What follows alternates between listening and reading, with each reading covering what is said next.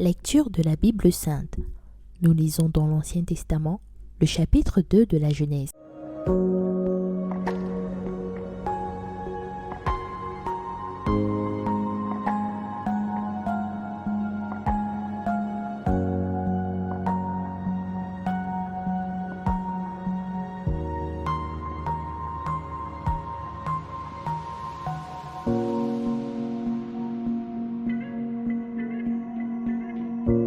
Ainsi furent achevés les cieux et la terre, et toute leur armée.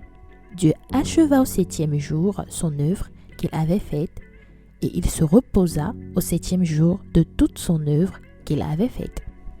Dieu bénit le 7e jour, et il le sanctifia, parce qu'en ce jour, il se reposa de toute son œuvre qu'il avait créée en la faisant.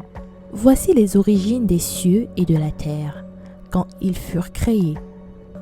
Lorsque l'Éternel Dieu fit une terre et des cieux, aucun arbuste des champs n'était encore sur la terre, et aucune herbe des champs ne germait encore.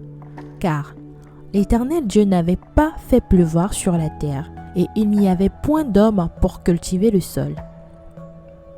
Mais une vapeur s'éleva de la terre, et arrosa toute la surface du sol.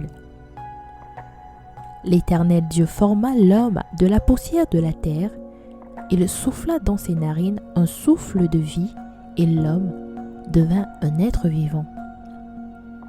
Puis l'Éternel Dieu planta un jardin en Éden, du côté de l'Orient, et il y mit l'homme qu'il avait formé. L'Éternel Dieu fit pousser du sol des arbres de toute espèce, agréables à voir et bons à manger, et l'arbre de la vie au milieu du jardin, et l'arbre de la connaissance du bien et du mal. Un fleuve sortait d'Éden pour arroser le jardin, et de là, il se divisait en 4 bras. Le nom du premier est Pishon, c'est celui qui entoure tout le pays de Havila, où se trouve l'or.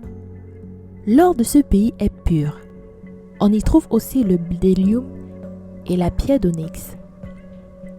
Le nom du second fleuve est Gihon, c'est celui qui entoure tout le pays de Cush. Le nom du troisième est Hiddekel, c'est celui qui coule à l'orient de la Syrie. Le 4e fleuve, c'est l'Euphrate.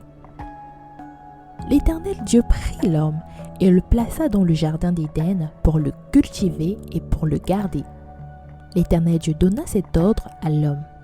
Tu pourras manger tous les arbres du jardin, mais tu ne mangeras pas de l'arbre de la connaissance du bien et du mal, car le jour où tu en mangeras, tu mourras. L'Éternel Dieu dit, il n'est pas bon que l'homme soit seul, je lui ferai une aide semblable à lui. L'Éternel Dieu forma de la terre tous les animaux des champs et tous les oiseaux du ciel, et il les fit venir vers l'homme pour voir comment il les appellerait, et afin que tout être vivant portât le nom que lui donnerait l'homme. Et l'homme donna des noms à tout le bétail, aux oiseaux du ciel et à tous les animaux des champs, mais pour l'homme, il ne trouva point d'être semblable à lui. Alors, l'Éternel Dieu fit tomber un profond sommeil sur l'homme. Il s'endormit, il prit une de ses côtes et referma la chair à sa place. L'Éternel Dieu forma une femme de la côte qu'il avait prise de l'homme, et il l'emmena vers l'homme. Et l'homme dit, voici, cette fois celle qui est os de mes os et chair de ma chair. On l'appellera femme parce qu'elle a été prise de l'homme.